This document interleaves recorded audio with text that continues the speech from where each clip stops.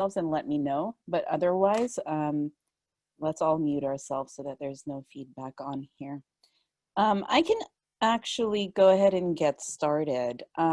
Everyone, hello, welcome to our FAFSA workshop. This is our last FAFSA workshop for October.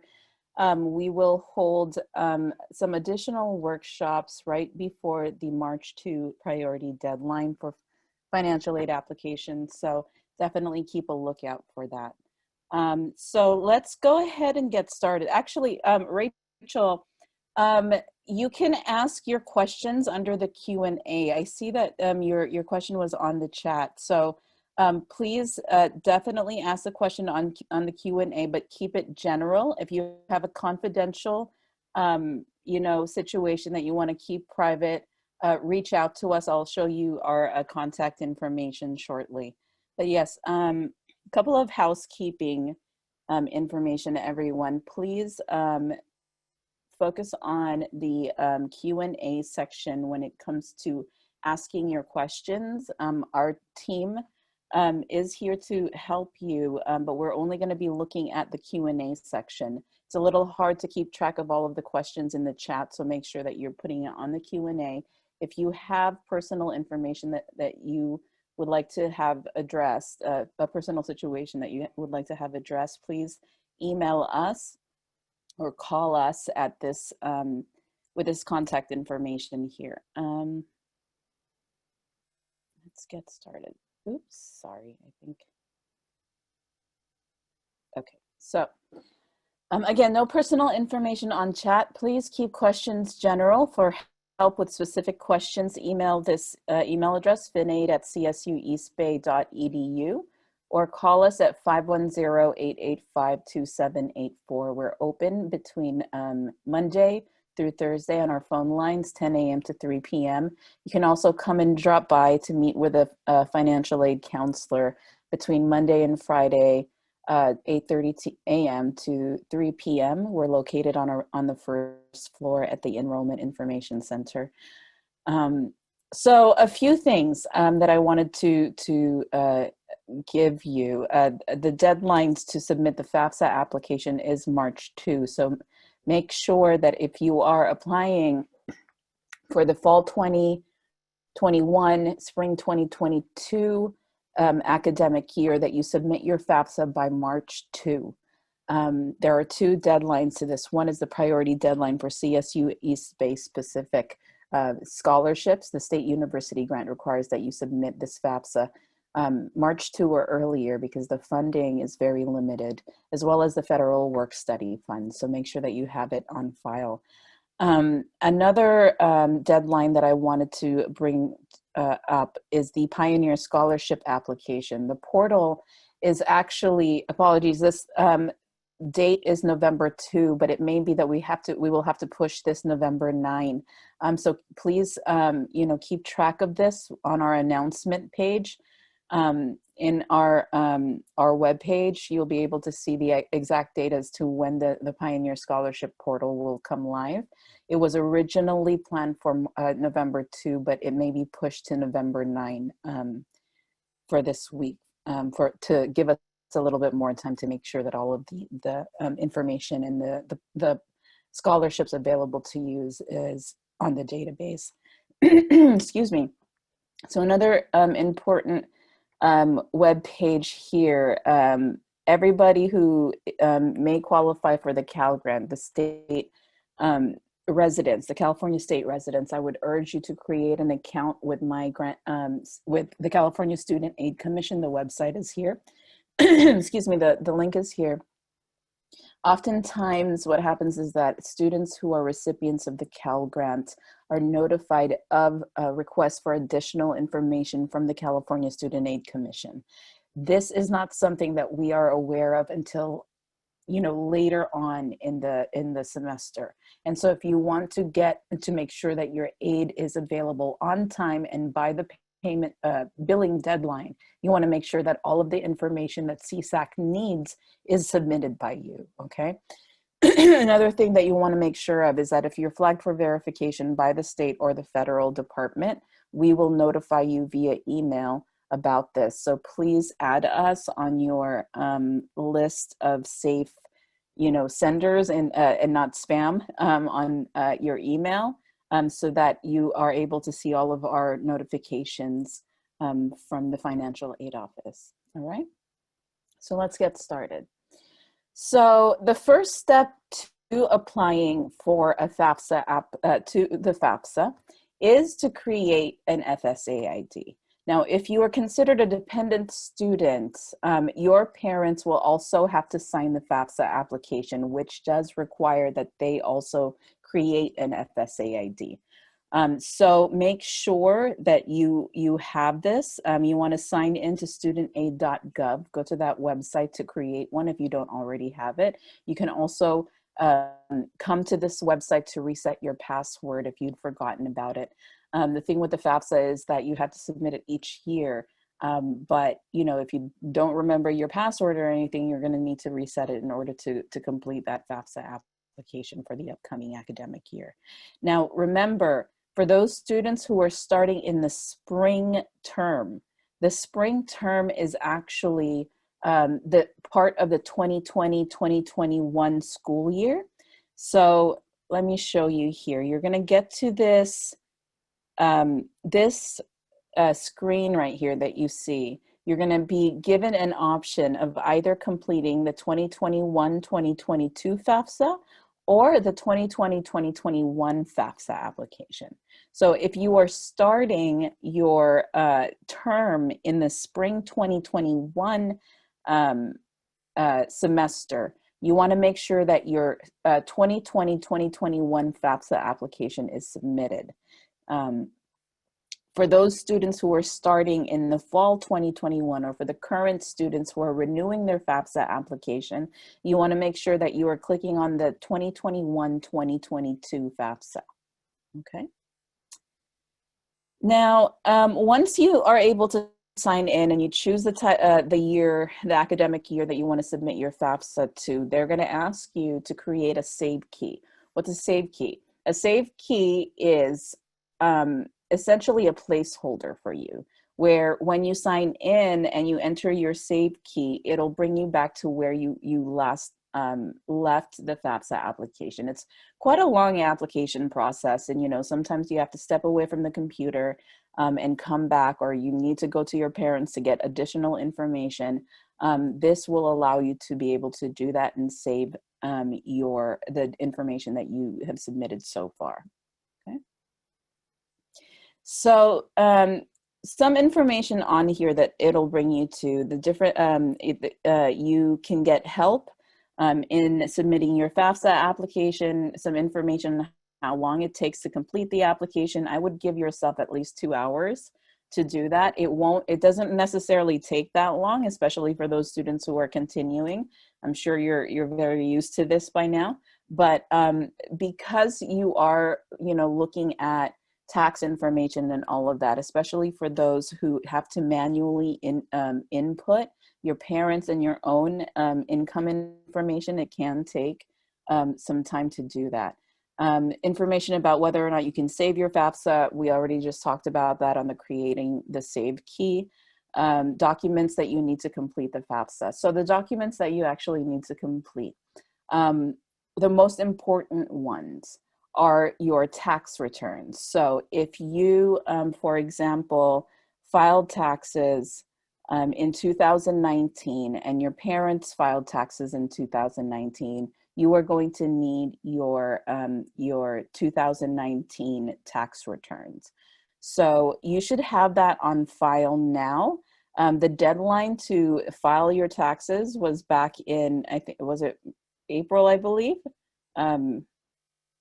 Was it April? I think it was April or something. There was the deadline that you had to submit it early on in 2019. You needed to have submitted then. For those students who submitted an extension, or was it approved an extension from the IRS, that should have been completed by October. So there is no reason why you shouldn't have your tax information at this point. So just to give you an idea of what it looks like, your 2019 tax return should look like this. Okay, if it came with schedules, There are certain types of tax returns that require additional documentation, like the Schedule 1, Schedule 2, or Schedule 3. If your parents or you filed taxes that came with those schedules, it should be part of the documents that you have. So the way that you see it is at the top corner here. For example, this is what the Schedule 3 looks like, the Schedule 2, and the Schedule 1. Okay, and then the top part, the first page of your tax return should look like this. Okay, so moving back to the presentation here. And then information about like signing the FAFSA. It'll talk to you about how important the FSA ID is, and some disclosures on privacy information and web security. Okay, so I am going to start with the probably the most complicated type of FAFSA application. I say complicated because it's the longest, right? Where students are required to put in their information as well as their parents if they're considered dependents. Now, in either case, if you are considered an independent student, you won't actually be required to enter in your parent data. So we'll go through all of the steps together, okay? So the first part of the application will ask for your demographic information. So things like your social security number, first name, last name, and date of birth.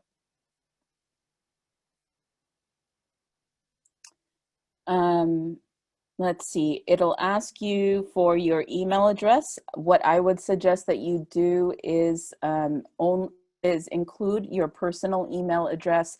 Those of you guys who are current students here who have a Horizon email account, I would suggest still that you use at some point, if not now, maybe like switch it before you graduate to your personal email address so that you have access to all of the information even after you leave CSU East Bay.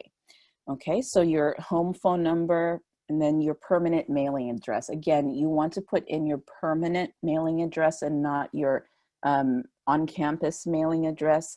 We want to make sure that even after you leave, you know, CSU East Bay, that if we have to, if the Federal Student Aid Department has to reach out to you, they would need that permanent mailing address. Okay. Now, what it's going to ask after you put in your address is how long you've lived in the state that you lived in. You see here is it says Iowa, but for those students who lived in California, it's going to ask you for that. Now, the reason why they're asking you is the FAFSA application actually also goes to the State Department for those state programs that offer financial aid. For example, the California Student Aid Commission that offers the Cal Grant for students who are residents here and who graduated from a California high school. So you want to answer that accordingly. The next question is about your US citizenship.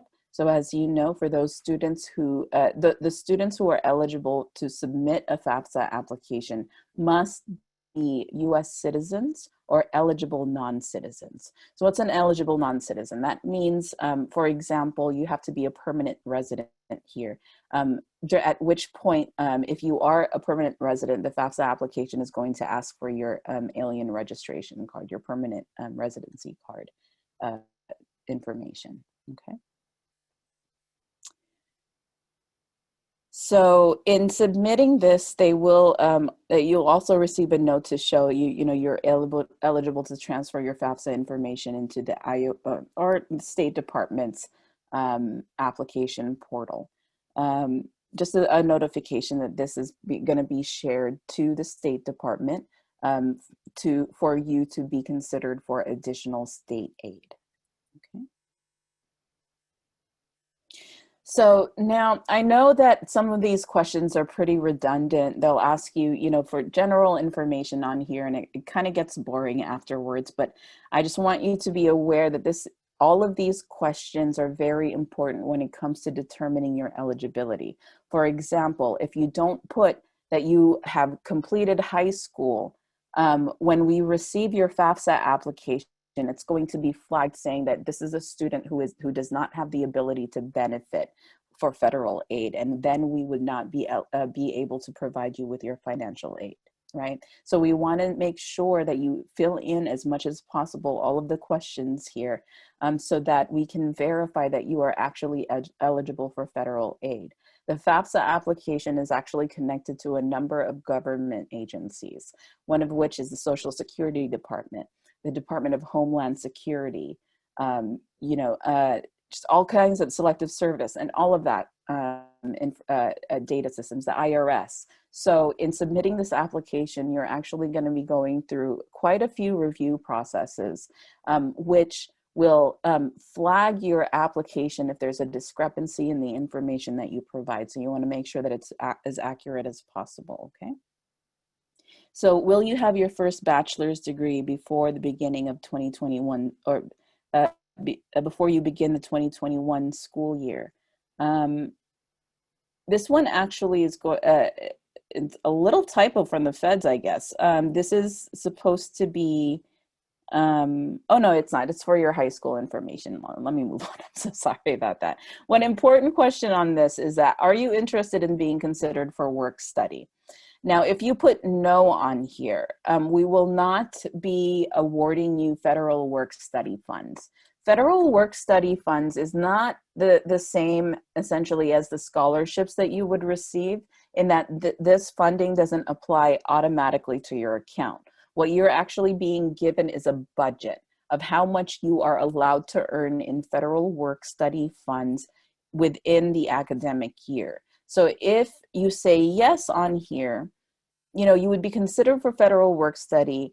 Depending on the timing of when you submit the FAFSA, we would be able to award you federal work study if you are considered eligible based on your income information.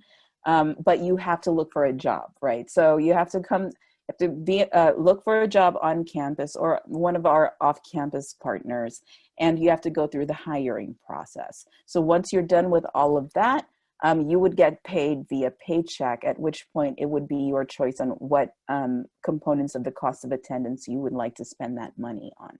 So it's not going to go directly to your bill. It's going to go to you directly. Okay. So even though you may not be looking for a job, or you're not expecting to work on campus during the time that you'll be attending here, I would just hit yes if you may or are interested in looking into what sort of positions are available for you. Okay. So most male citizens and male immigrants must register with Selective Service to receive federal student aid. And this is, if you are a male, you will be asked a set of questions and will be offered a way to go to automatically register yourself for the Selective Service. So make sure that you know that if you say no here and you don't want to register for Selective Service, that's absolutely fine. But unfortunately, if you don't register, we won't be able to give you federal aid. Ask you for your driver's license if you have one. If you don't, that's absolutely fine. If you have a state ID, that would be something that you'd want to put in there. Information about, now we're going to talk about your parents a little bit. Okay, there's this question about foster youth. So I would suggest, it's very important that you're very truthful when it comes to, providing this information. And I say this because there's a lot of money to be had, right? So for example, the California Student Aid Commission pays up to $5,000 for students who were in the foster care system. So if you put yes on here, this information is going to go to the state, and you will be considered for that. So there's also, a separate application process in the state program for those who are foster kids. So you want to look into that in their website on there, because the deadline to that is also March 2. Okay. So I provided you with that link earlier on to sign into or create a web grants portal. So you want to make sure that you sign in to get more information on that. It's going to ask you about, the highest school completed by your parents on here. So you want to make sure that you enter that information, and information about your high school. Okay. So at this point, it's also going to ask you for the universities that you were applying for. So for the prospective students out there, or those who are coming in to transfer, you want to make sure to enter a CSU East Bay school code. You can actually find us by entering, our state, a city, and then the name. But if you already know the school code, you can click on that where it says federal school code link, and you can just type in this code and it'll automatically have East Bay's name on there. Okay, so you are allowed to add up to 10 colleges on your FAFSA application. For those prospective students who have more, or who are applying to more than 10 colleges, this can be a problem. So the way that you want to do it is, once you submit your FAFSA application to those 10 schools, wait a few days and then call the financial aid office in a few of those schools and ask them whether or not they received your FAFSA. Once you confirm that they received your FAFSA, what you can do is remove those, come back to the FAFSA application, remove those schools, and then subsequently add the ones that you weren't able to fit in, okay?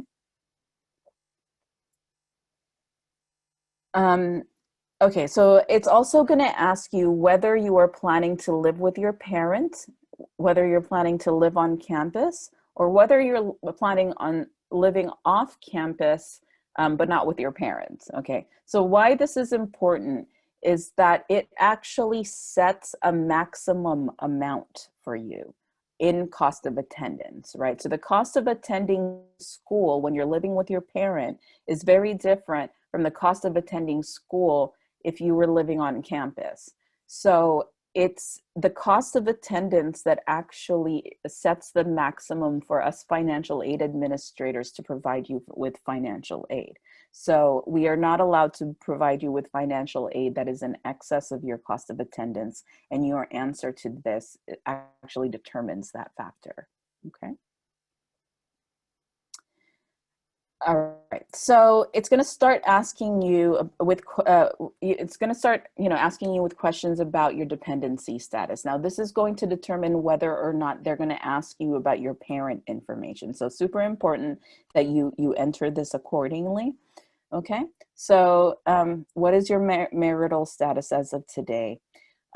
Question about, do you now have or will have children who will receive more than half of their support from you between July 1, 2021 and June 30, 2022. This year is actually the start and end date of a full academic year, right? So what you want to do is answer yes if you are planning to have a kid, or already, have a child that you look after. In certain cases, there are students who have dependents who are not their children, or their spouse, but who live with them and who receive more than half of their support from them. So you want to indicate yes or no on that. And just as an FYI, on all of these questions that you're receiving that you have to answer under this tab, they're actually all going to be subject for verification. So just as a heads up on that, it may be that you get through this FAFSA application and you answer yes on one of these dependency questions, and that's fine, but be careful, because we are going to need to reach out to you to ask for additional information that can verify your current status as a independent student as of date, okay? So for example, if you are an emancipated minor, or if you are under a legal guardianship, or if you are a veteran of the U.S. Armed Forces, or if you were in foster care or ward of the court, we're going to be reaching out to you via email to ask you for documentation to verify this. The documentation that you will submit to us will allow us to be able to verify with the feds that you're actually an independent student. So just as a heads up on that, okay? So another dependency question: on or after July 1, 2020, were you homeless or were you self-supporting or at risk of being homeless? Definitely be honest with this, because if you were at some point, or if you are at risk of homelessness, generally what happens is that, you know, students are not able to get their parents' information and all of that. So what we do ask in place of that are 3 letters of verification, 2 of which can come from your friends and family, and 1 has to come from an official that can verify your current situation. Okay. So if you answered no on all of the questions under the dependency status, you will be required to submit your parents' information as well. And so in situations, and we can get to this later on, but there is in certain situation when students are not able to provide information about their parents, you do have options. So we'll talk about that in the next few slides. So what you want to do is, especially if you have all of the information from your parents, you want to move forward and provide information about your parents. If you have information about your parents, but click on unable to provide, you're going to be flagged for verification, and it's going to take a lot longer than if you'd done this in the first place, right? So make sure that you're putting in your parent information there if you are actually a dependent student, okay? So now it's going to ask about your parents' demographics, right? Whether they're married, unmarried, divorced, separated, or widowed. So this is actually going to determine the type of information that it will be requesting for you with regards to their financials, right? So if they're not married and if they're single, what they're going to do is ask for just one parent's information. If they're married or unmarried but living together, it's going to ask for 2 parents' information, okay? So also some demographic information as to, their emails, their SSNs and all of that. And also their residency information on the state, okay? If you're a dependent student, you are going to have to answer household information on your parents' household. If you're an independent student, you're going to be asked about your household information.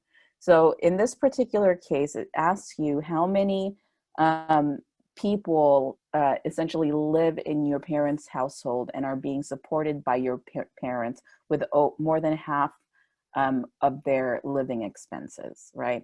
So your siblings would count if your, your grandparents are there and they are being supported with more than 50% of their living expenses by your parents. You want to include them as well. However, in situations where the grandparents are also making income, that may be something that we might ask you during the verification process, right? So the reason why household information is very important is that it takes into consideration the household expenses, the expenses of your family, right? So in the case that, for example, your mom or dad makes about like $400,000 a year. If they have 20 members in their family, that means their expenses are also very high. So the Federal Student Aid Department actually does consider that as well, including the number of people within your family who also go to college. So if you are not the only one, if you have siblings that go to college, that is also considered when it comes to your expected family contribution. Okay. So it's also going to ask whether your parents filed or will file a 2019 tax return. So at this point, as I mentioned, you and your parents should be done in filing your 2019 tax returns. 2020 tax returns are what is going to be required this upcoming January, okay? So you want to make sure that you answer this correctly, because at this point, even with those parents or students who have asked for an extension or were approved for an extension by the IRS, the deadline to that should have been October of 2020, and that's already passed. So you should all have this documentation. If there's any other reason why you may not have this, or you filed for an additional extension, you'll want to reach out to us and let us know, because we'll want some verification documents from you in order to be able to release your federal aid, okay? You know, for the most part, you should all be filing 1040 forms. They've consolidated all of the tax return forms into one. However, if you have a foreign tax return, like if your parents live outside of the United States, there is a selection for that as well. Okay. So I want to talk to you a little bit more about the IRS data retrieval tool, but I also want to show you what happens if you're not able to submit, or if you're not able to link to the IRS in order to put it, enter your parents' or your income information, okay? So as you move to the second page, the system is going to try to convince you to use the IRS data retrieval tool. And I would like to convince you with that as well. It's really, I mean, it is something that it's going to be a lot quicker when it comes to submitting this FAFSA application, because it'll ask you a lot of like income information. You can bypass a lot of that by using your IRS information. So essentially what happens when you link to an IRS is that the data from your tax return is going to automatically feed into your FAFSA application. If you don't do that, you're going to have to manually enter in all of those numbers and risk a higher rate of being flagged for verification from my experience. Those who manually update their FAFSA application are often those who are the ones who are flagged for verification. Okay, so now it's going to ask about your parents' income information. Now I want you to pay very close attention to the questions on here, because it's going to direct you as to where you need to go on your tax return to find out the answer. Okay, so for example, this question, what was your parents' adjusted gross income for 2019?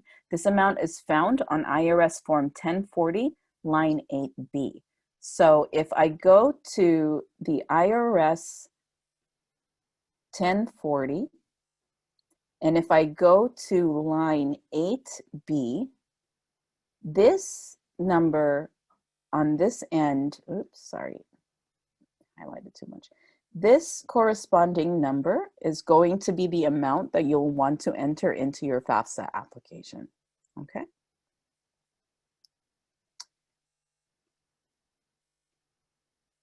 So next, okay. So if your parents filed married filing jointly, what it's going to ask you to do is essentially break down their income from 2018 to the amount that your parent one, your mom or dad, made in 2019, and the amount that your other parent two, mom or dad, made in 2019. So for example, if you look back onto the tax return, you know, if your parents are salaried, they receive wages from, you know, a company or an entity, they would be receiving a W-2 form. The total of that W-2 form is actually what is entered into 1040 line 1. And so when you're talking to your mom or dad, you want to ask them, you know, how much of this did you make and how much of this total did you make? Either that, or they can provide you with their W-2 forms so that you could see the breakdown of how much each of them made. And that is exactly what the FAFSA application is asking on here. How much of this did your parent one make? How much of the total did your parent two make? Now, it could be that your parent did not receive a W-2, but they own a business, or they are a contractor and received a 1099. So you really want to talk to them and ask them about the totals, okay? Okay, so you're going to be asked this question. You indicated that your parents filed 1040. For those students whose parents did file a 1040, it's going to ask you whether they also filed a Schedule 1. And so the way to see that is essentially looking through your documents that your parents have, or your own documents, because you'll be asked the same thing too, to see whether or not you filed a Schedule 1. So this is a 1040 form. Within the packet that you should have, if you did file a Schedule 1, should be this: Schedule 1, additional income and adjustments to income, okay?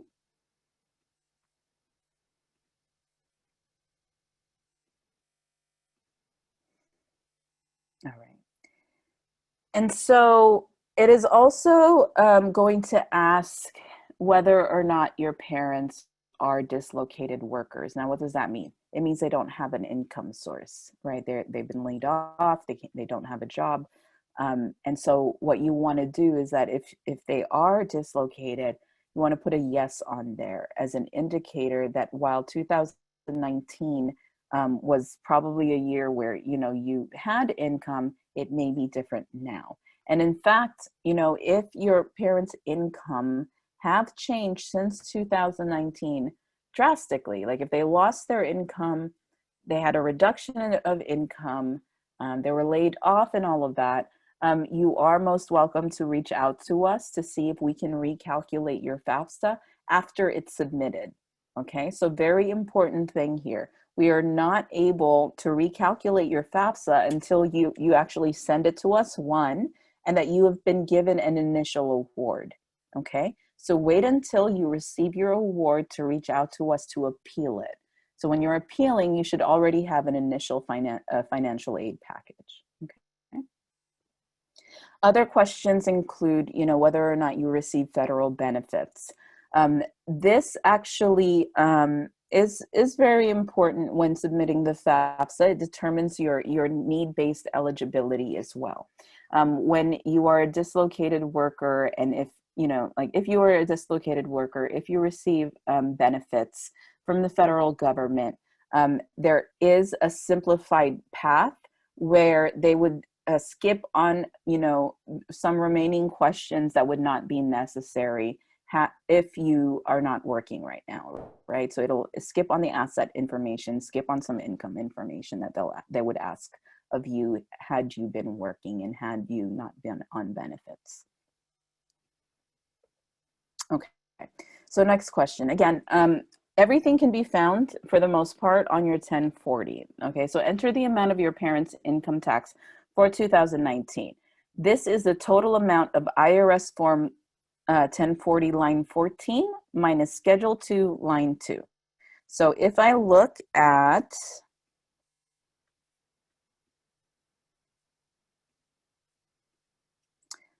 IRS form number, what did that thing say? IRS form line 14. So that is this line, subtract 13 from 12B, this line 14, the corresponding number. And then we want to subtract that by schedule 2, line 2. So schedule 2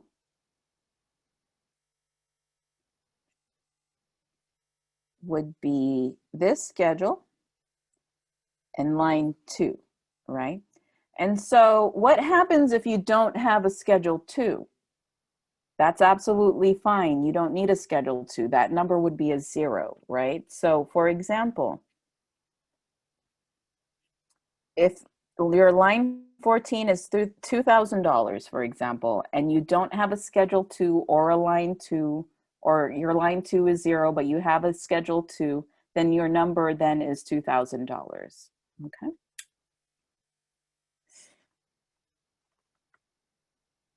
Now it's going to start, it's also going to ask you, you know, whether your parents received combat pay,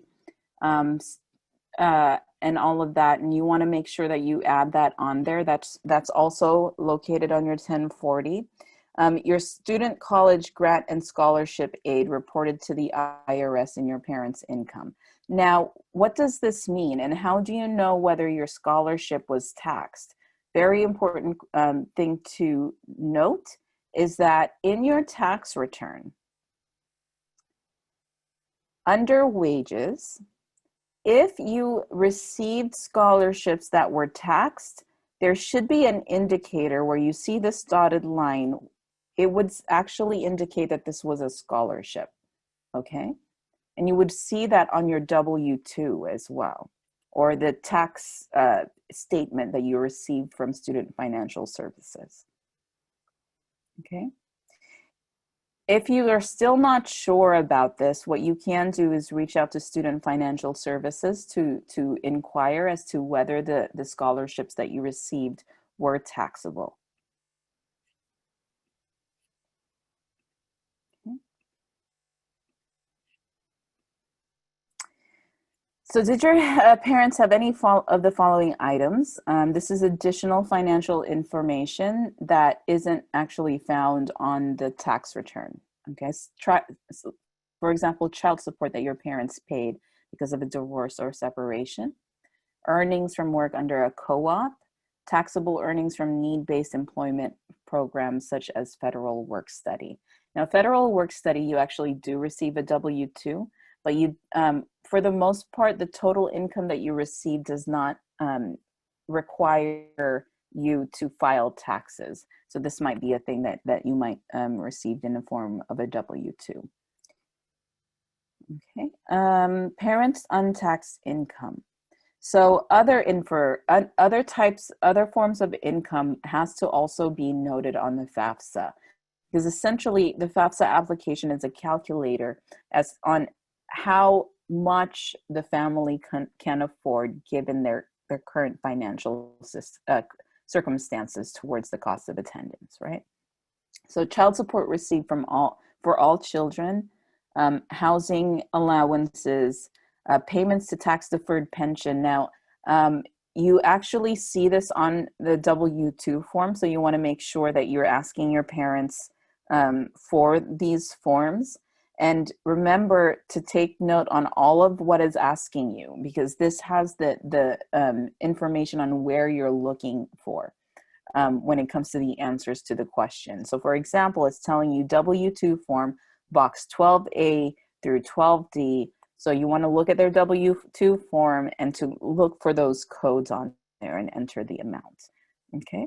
Veterans non-education benefits, other untaxed income that is not reported, such as workers' compensation, disability benefits.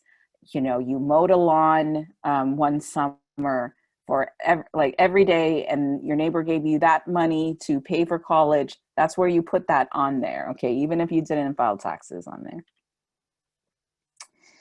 So other important information, parents' assets. So it's also going to ask you if you want to skip on these.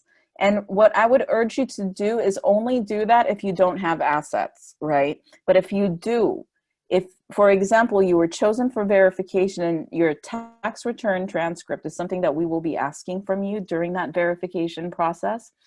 If in your tax return we see some form of real estate, if in your tax return we see some form of business income, some form of farm or things of that nature where you have additional assets or additional income from somewhere, we are going to be looking at this section to make sure that you've entered some amount on here. And if it's all zero or if it's all skipped, we're going to ask you for additional documentation to verify that, okay? So make sure, if you don't have any investments and all of that, then definitely put a 0 on there. But if there is a discrepancy between your tax return information and this, we're going to have to flag you for verification, okay? Now that the parents' information is done, we now come to the student information. Now, all of this is essentially a mimic, right? It will mirror all of the questions that the parents section asks, but it will ask the question about your situation. So if you filed a tax return in 2019, when you're submitting your FAFSA application, be sure to keep that handy, okay? And again, I wanna, you've seen all of the questions that we had to go through earlier.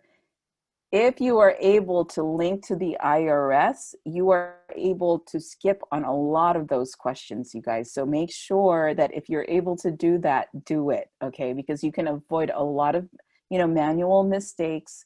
It'll be faster, and you can probably avoid being flagged for verification also, although that's not a promise because the Federal Student Aid Department is the one that flags you. It's not me.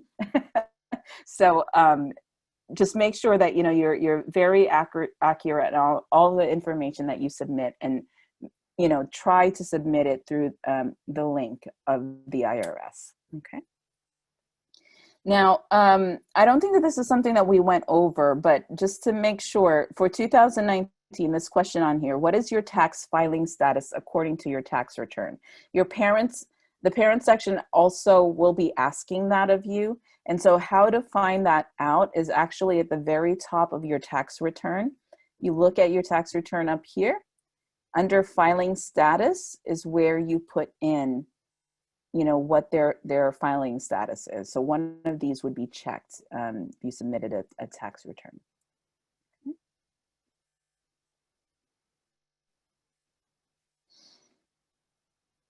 Okay, and again, after that question, it's going to say, are you sure you should really, do this? It's definitely faster and easier if you use the DRT. So we're going to go through that in a little bit. And again, it's going to ask you for adjusted gross income. How much did you earn as a student? Now make sure that you, put in all of your wages on here, even though you didn't file a tax return. If you earned income in 2019, you will need to add that on here, okay? The amount of income tax return, again, you want to look in your 1040, line 14 minus schedule 2, line 2. And again, if you don't have a schedule, that schedule 2 portion would be a 0. So it's just 1040, line 14. Okay, so again, we go over the combat pay, college grants and scholarships, educational credits, untaxed portion of the IRA distribution. And again, it'll tell you where it is that you need to look for that. So you're going to need to do a little bit of an algebra question, right? Algebra problem. Look at 1040, line 4A plus 4C. And again, if there is a 0 on the 4C, or if you don't have a certain schedule that it's asking for, you can consider that as a 0, okay? And again, like additional information, for the most part, we don't normally see child support paid when it comes to the students, but sometimes we occasionally see that. So make sure that you enter this correctly. Now, student untaxed income, additional income that you received, allowance from grandma. They gave you some, a check to help pay for college and all of that. You want to put that on here. Okay. And then, yes, again, asset information. So if you submitted a tax return during a verification process where it shows that you have assets, that you had investment income, we might flag you for verification if this here on this area is not filled. Okay. So now we come to the sign and submit section. When you, once you get through all of these sections, you come to this portion of the application where it gives you, an overview of all of the answers that you entered on here. It's very important that you make sure that in this page, you have CSU East Bay on here. For the continuing students, for the prospective students, you want to make sure that we also receive your FAFSA if we're one of the colleges that you are applying for. Okay, and then once that's done, it is going to ask you for signatures. Now, signatures, when it comes to the FAFSA application, comes in the form of an FSA ID. So we went through that earlier on in this presentation. You want to make sure that you have an FSA ID. If you don't have it, you have to create one. Your parents also need an FSA ID if you are a dependent student in order to complete your FAFSA application. If you don't sign it, the FAFSA application is going to be rejected, okay? So you want to read the disclosures, and then you want to sign the FAFSA. Now, if you have, two parents, you're going to choose which parent you want to have signed, because we only need one signature on the FAFSA application. You want to have them sign it. And on here, you will have the option of them, signing it, printing out a signature page and signing it. Now, I would recommend against this unless your parent is in some, location where they are not able to sign into the website and sign this through online, because it can take some time for us to be able to update your FAFSA. Unless it's signed, we're not able to process your aid, right? So in situations, if your parents are, maybe out of the country and are in a place that is rural and there's no internet and it's hard to get to an internet cafe, things like that, that's fine. But they'll actually have to mail in that form. I need to see it as, a wet signature on that document. You need to mail that to us so that we can provide it to the Federal Student Aid Department, okay? But I would suggest that, if they are able to do it, sign it through the FSA ID process. All right. So as soon as you submit your FAFSA application, you will receive a confirmation page that looks like this picture on the left right here. So this is actually where you can actually get notified whether or not you were flagged for verification. So it's that fast. If you happen to miss that information, the school that you have applied to, or if you're applying to different types of schools, the financial aid office from there will reach out to you to let you know that you have been flagged for verification and that you need to submit additional information before we're able to release your federal aid. So at CSU East Bay, if you were flagged for verification and you're a prospective student, your award letter is still going to come, but it's going to come in an estimated amount. That aid is not going to be made official until the verification is done. And the verification process involves a lot of documentation, right? So we have to gather all of the documentation. We have to match that information to the FAFSA application that you submitted, fix any discrepancies, and send all of this information back to the Federal Student Aid Department for approval before we're able to release your aid, right? So it's super important you have all of this information together and that you're ready to submit all of that when we ask, or if we ask, okay? Now, we went through a lot with these questions, right? And I breezed through it, but I know that once you actually get into the FAFSA application, it's going to take some time of you matching the information between your 1040 and your FAFSA application. So I want to talk to you a little bit about the IRS data retrieval tool, because essentially this is magic if you can pull it off, right? So IRS data retrieval tool.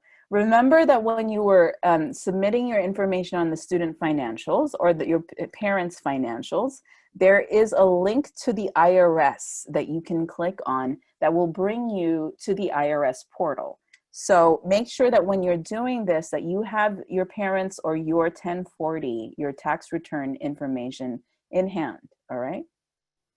So when you click on the IRS link, it's going to, give you this warning saying you're now leaving this page. Is that okay? Click OK, and it'll bring you to the IRS webpage, right? So it is going to ask you some set of questions, okay? And I can't, impress upon you enough how important it is that the information that you put onto this portal, it has to match to a T the information that you have on your 1040, right? So for example, Let's say your middle initial is, you know, B, and it came with like a period on here, right? If you put in on the FAFSA, on this IRS data retrieval tool, a B, but you forget the period on there, it is that bad. It will not go through and retrieve your tax information. So you have to make sure that you're matching it to a T. Your address, if, like, for example, this thing says 123 Oakdale Drive.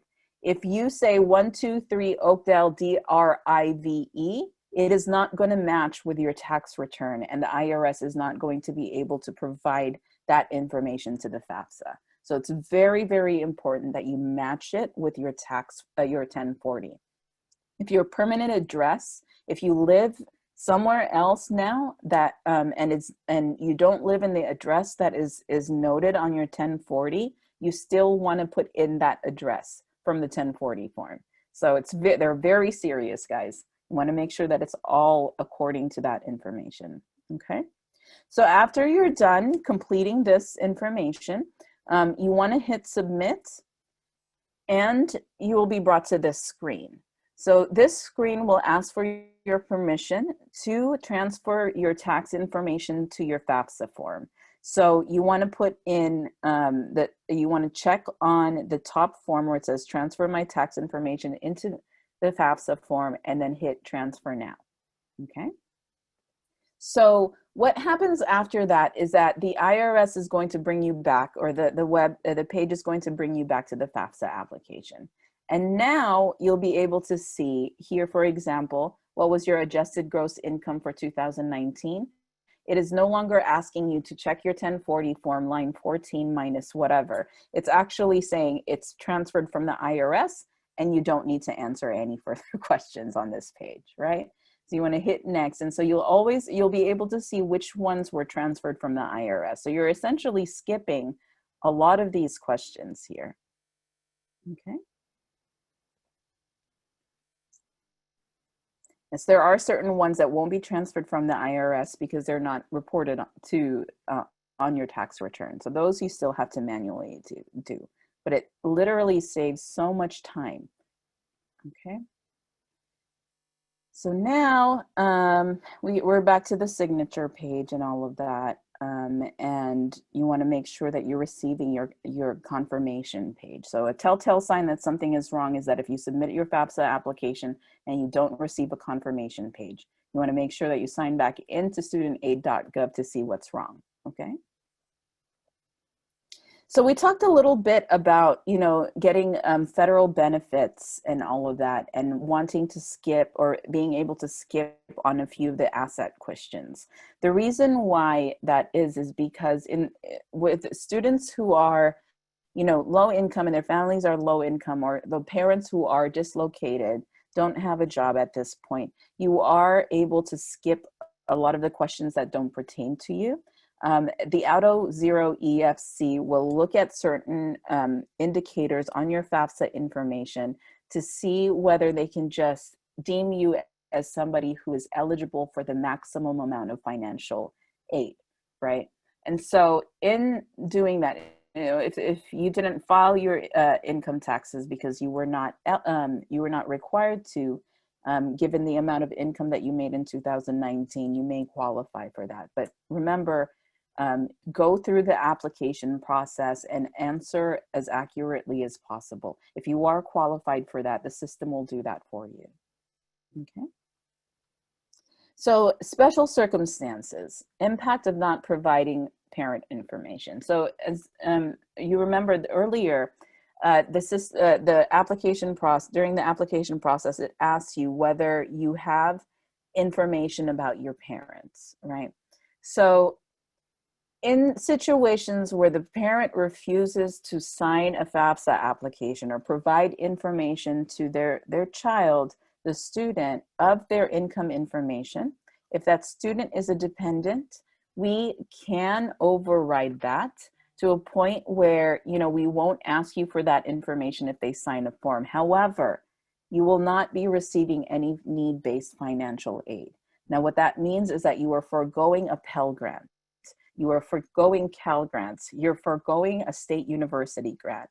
all kinds of free money, right? Because of this. And, you know, there are certain situations where you shouldn't be talking to your parents because, you know, of different, you know, they're violent, abusive, and all of that. And there is a system for that as well.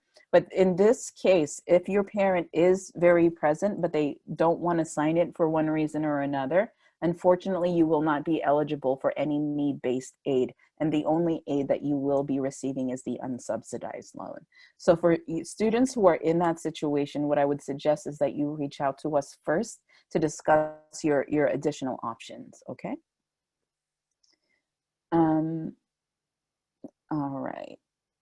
Right. So I spoke a little bit about the unsubsidized loan. So when you're saying that you are unable to provide information about your parents, but you are deemed as dependent, as in you answered no on all of those dependency questions, we will, the FAFSA application will forego asking you parent information, but you will only be eligible for the unsubsidized loan.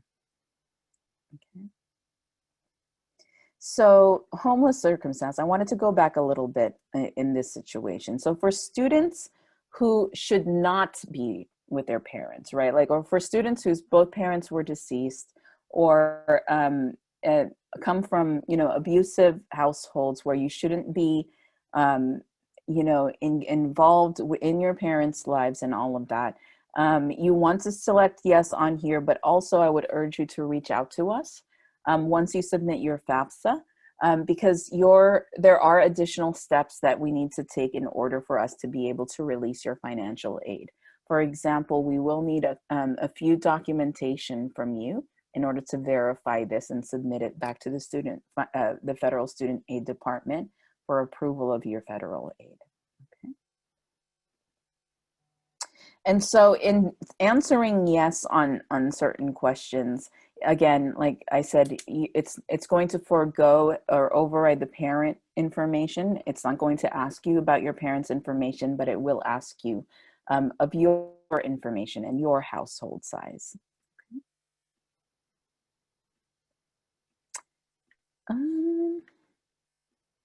Additional resources. So yeah, when you're signing into studentaid.gov, this is actually a very new website that they've revamped about a year ago now, around December-ish.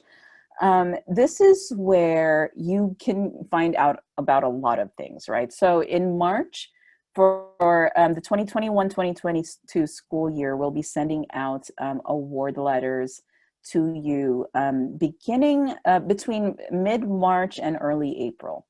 So within that offer letter, what it's going to include is offers on loans if you're eligible, right? And so for those loans, it's not enough that you accept those loans if you are thinking about borrowing it.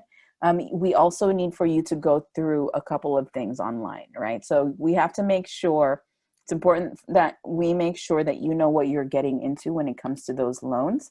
So you are going to need to go through an entrance counseling, and you are going to need to afterwards sign a master promissory note.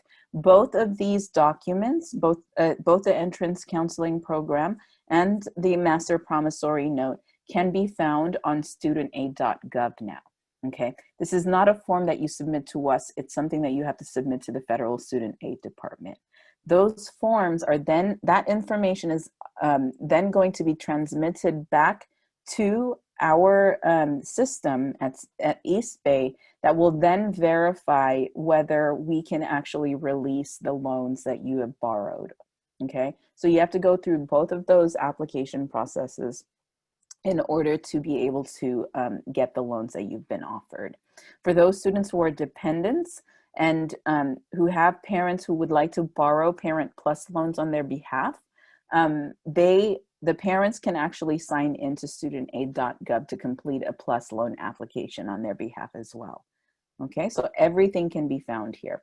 Once you leave school, and if you borrowed loans and you get into repayment, you can get information on what those repayments are going to look like. For those students who are transfers, you also want to come to this website to find out exactly where you are in your lifetime eligibility. So remember, when you're taking out loans from other schools, when you are awarded a Pell Grant or a Cal Grant from other schools, schools, that record comes with you. Okay, so there is lifetime eligibility limits for both the loans and the grants, and you can find all of your records here, provided that you have an FSA ID. So make sure that you have that and check it out. Check out what you're getting into, okay? Let's see here. Okay, and finally, additional resource. Now, the Pioneer Scholarship Portal was set to go live November 2, but we might actually have to push it to November 9. I can't tell you guys enough how important it is that you submit this application, because there is a lot of money to spend, but not very many people apply for them. And I'm not sure why that is. It might just be the essays that are just redundant, or that you can't find the right scholarship that fits you, right? So this scholarship portal is actually very new, and that's why we needed a little bit more time to set it up. So the way that it's going to work is that when you sign in, the information that you provided on the FAFSA, the information that you provided on the admissions, and the information on your program, your academic levels, and all of that is already going to be in that portal, so that a lot of the components that you will have to submit will have been there for you already, right? So I'm very excited about this. Make sure that you submit it earlier rather than later, because it is a first come, first serve thing, although we do have a lot of money to give. But make sure that you submit that, okay? I want to give you a preview of that. It's not complete yet, but I'm very excited about it. So I'm going to show you what that is. Let me get...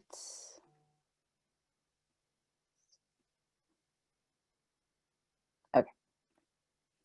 So if you go to csueastbay.scholarshipuniverse.com, you actually have access. All students who are students of CSU East Bay already have access to this, but at this point, the only available scholarships that are here are external scholarships, so non-institutional based scholarships. However, our good friends at Campus Logic actually vets these scholarships for us so that we know that it's legit. And so I know, you know, a lot of people on this call and a lot of students all around have to, you know, really dig deep when looking for scholarships, because, you know, sometimes you find it through Google and then they turn out to be scams. They ask you for money and all of that. So rule of thumb, a scholarship application should always be free.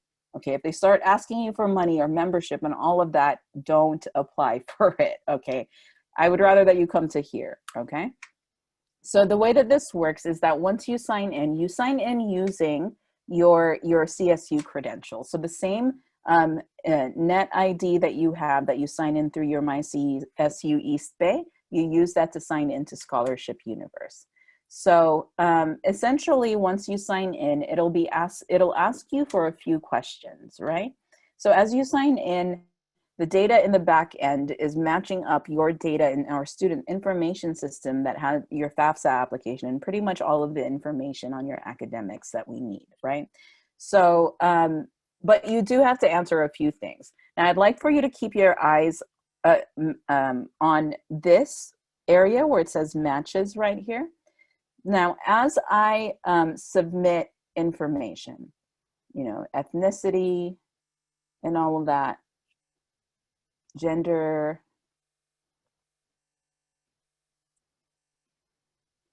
okay. Do you see how this increased? So as I'm answering the questions over here, it is actually searching for all of the scholarships that meet my criteria. Okay, so that's what it is at this point. Right now, we do have external scholarships, so if you want to start applying for them, definitely go ahead, but I would urge you to come back on November 9th to make sure that you also submit the CSU system-wide scholarship applications, the Pioneer Scholarship applications, okay? And at this point, I am done. So let's see, do we have any additional questions on here? Are they all answered? Okay. Well, we're good. Is there anything else that you might want to ask everyone? I'll give you a little bit more time. But if there are no other questions, then we can actually end it early.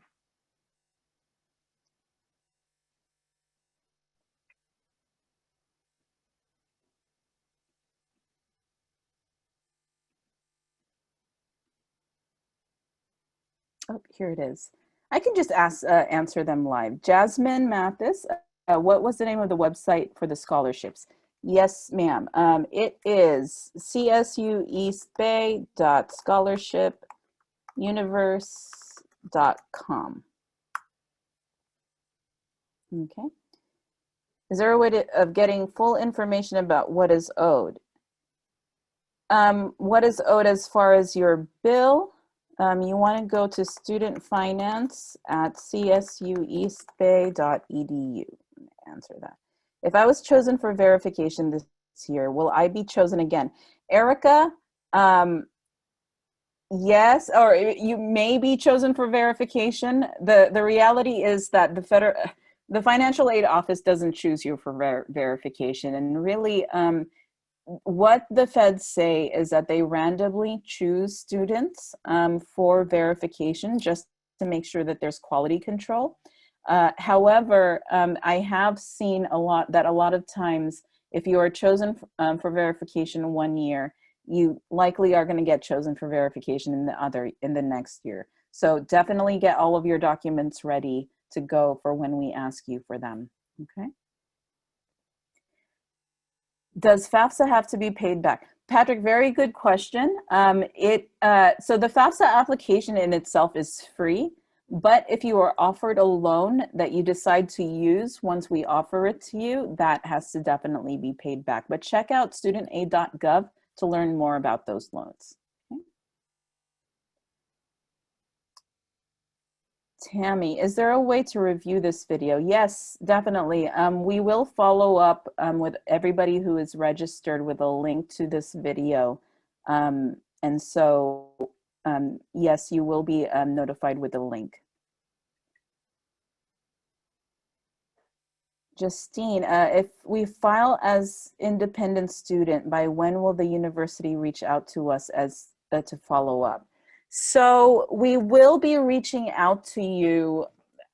Probably wait until February-ish to start the notification process. Justine, though, if you have any questions about that process, definitely reach out to us now so that we can make sure that you have all of the documentations in order, okay? So don't wait.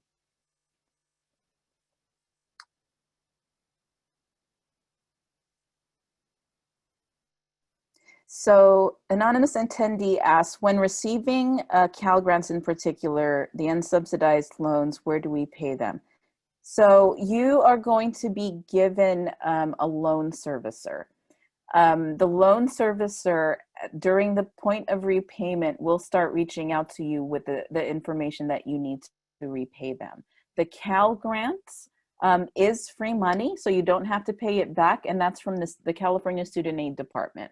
The unsubsidized loan is from the Federal Student Aid Department.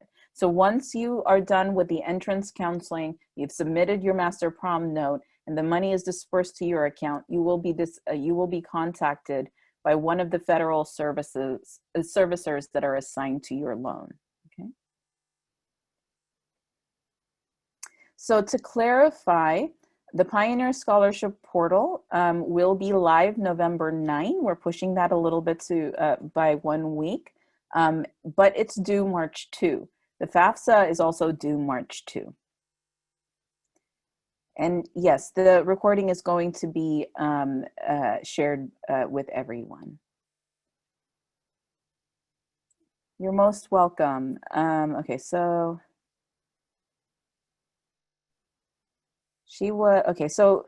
general question. Okay, mom is immigrant, third country she lived in. When she moved out of the second country, she was really young and doesn't remember the date. So would ruining the dates ruin anything? No. Also, if the province of where she lived isn't available on the application, would this mess up too? No, absolutely not. That's probably not going to be a question that's asked on the FAFSA either. So they're going to ask you about your permanent residence, or your permanent address at this point now. So your current address, right? Will emails be sent out reminding students regarding the Pioneer or internal scholarships available November 9th? So there should be some emails coming out regarding that, but let me actually give you guys this information so that you know, because November 9th is just 2 weeks away. So you don't want to wait for an email to let you know when it's available.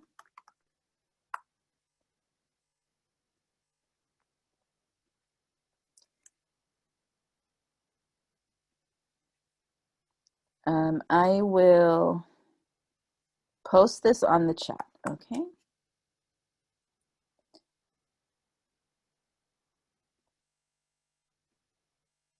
Janet, if I'm mailing my parent's signature, do I submit my FAFSA without signatures?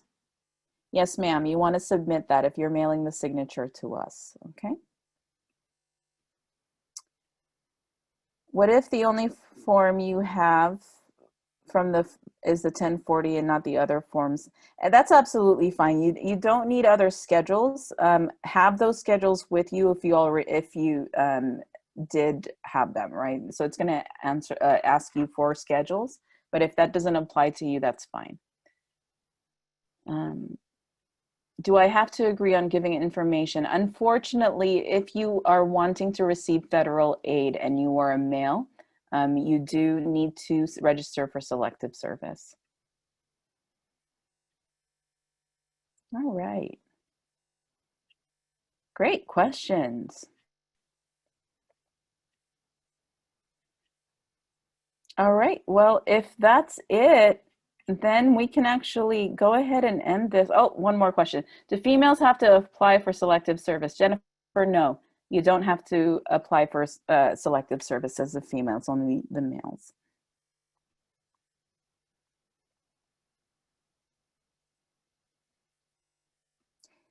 You're most welcome, Angelique.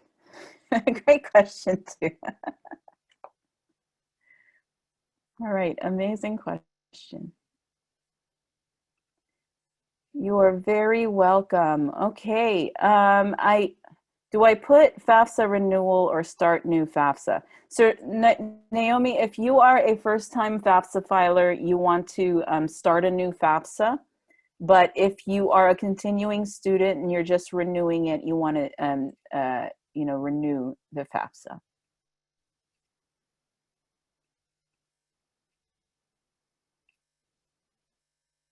You're most welcome.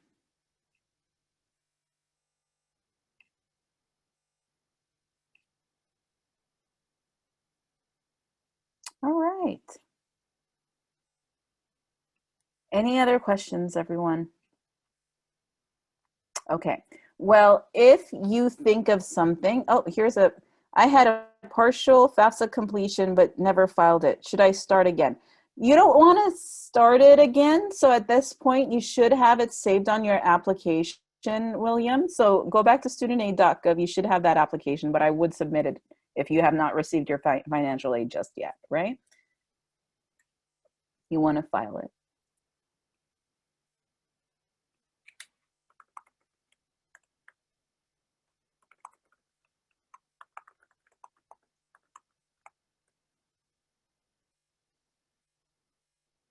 Okay, any other questions? Going once? Oh, here it is. Okay. I just sent my taxes in waiting on return. Am I too late? Anonymous, what was it, the 2019 tax returns that you just submitted? Because it's late now unless you received a letter from the IRS allowing you to do that. If I renew my FAFSA, I am able to change anything that I may have changed, right? Yes, you want to update your FAFSA according to what your situation is at this point.